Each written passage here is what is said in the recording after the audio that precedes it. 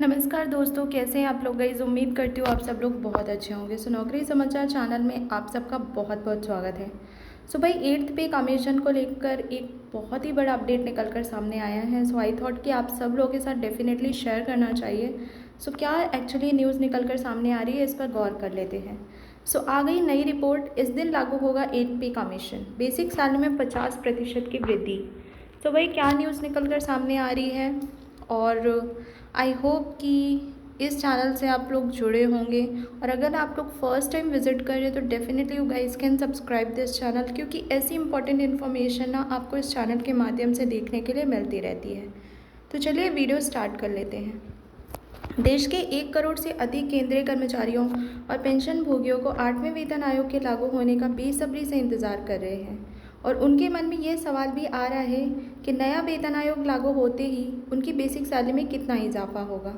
हाल ही में वित्त मंत्रालय और डीओपीटी सूत्रों ने जानकारी देते हुए बताया है कि 8वें वेतन आयोग के लागू होने के बाद 2.86% तक फिटमेंट फैक्टर तय हो सकता है।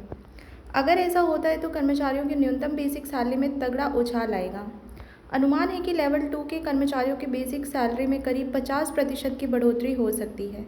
ऐसा होने पर केंद्रीय कर्मचारियों के न्यूनतम मूल वेतन 18,000 रुपये प्रति महीना से बढ़ाकर 40,000 रुपये प्रति महीना से ज़्यादा हो जाएगा। जानिए कब लागू होगा 8वां वेतन आयोग। बता दें कि केंद्र की मोदी सरकार ने 16 जनवरी 2025 को 8वें वेतन आयोग के गठन प्रस्ताव को मंजूरी दी थी। तब केंद्रीय मंत्री अश्विनी वैष्णव ने कहा था कि प्रधानमंत्री नरेंद्र मोदी जी ने केंद्र सरकार के सभी कर्मचारियों के लिए 8वें वेतन आयोग को मंजूर कर दिया है और कर्मचारियों को इसका जल्द ही लाभ मिलेगा। इस समय कर्मचारियों को 7वें वेतन आयोग का लाभ मिल रहा है और इसका कार्यकाल इस साल के आखिर में खत्म हो रहा है। ऐसे में अनुमान है कि भारत सरकार 8वें वेतन आयोग को जनवरी 2026 से लागू कर सकती है। कोई आधिकारिक सूचना नहीं। केंद्रीय कर्मचारियों और पेंशनर्स का कहना है कि 8वें वेतन आयोग के गठन को मंजूरी मिलने के बाद अभी तक इसके लागू होने को सरकार की ओर से कोई आधिकारिक घोषणा नहीं की गई है। इसी बीच कई कर्मचारी संगठन सरकार से जल्द घोषणा की मांग कर रहे हैं, ताकि बढ़ती महंगाई के इस दौर में कर्मचारियों को सही समय पर नए वेतन आयोग का लाभ मिल सके।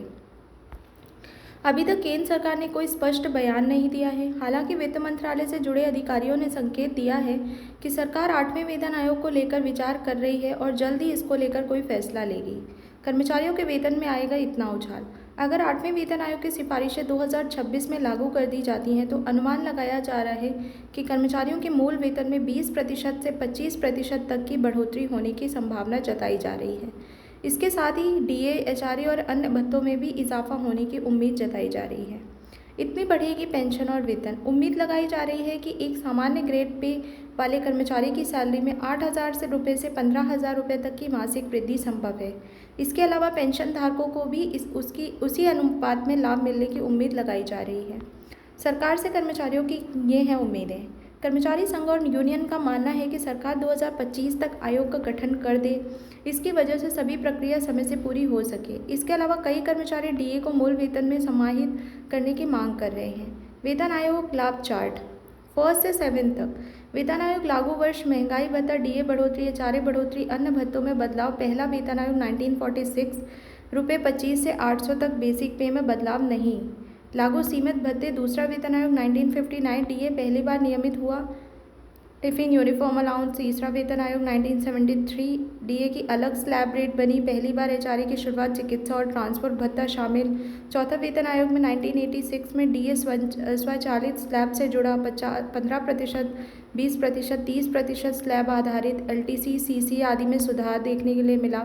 पाँचवें वेतन आयोग में क्या चीज़ें आई। 1996 में आया ये डीए 50% से ऊपर होने पर मर्ज किया। एचआरए प्रतिशत तय। नई पेंशन योजना का खाका तैयार किया गया। छठा वेतन आयोग में 2006 में आया, जिसमें डीए हर 6 महीने में रिवाइज किया गया।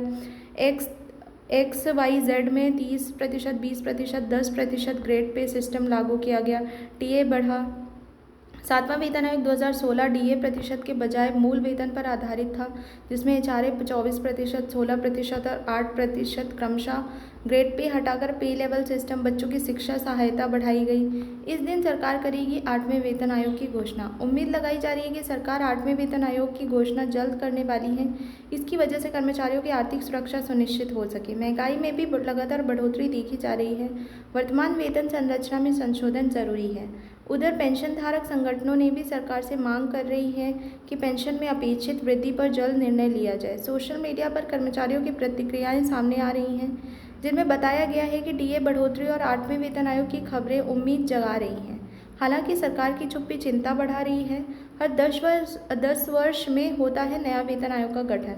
ध्यान दें कि भारत सरकार हर 10 वर्ष में वेतन आयोग का गठन करती है, ताकि केंद्रीय कर्मचारियों और पेंशन धारकों की सैलरी और पेंशन की समीक्षा की जा सके।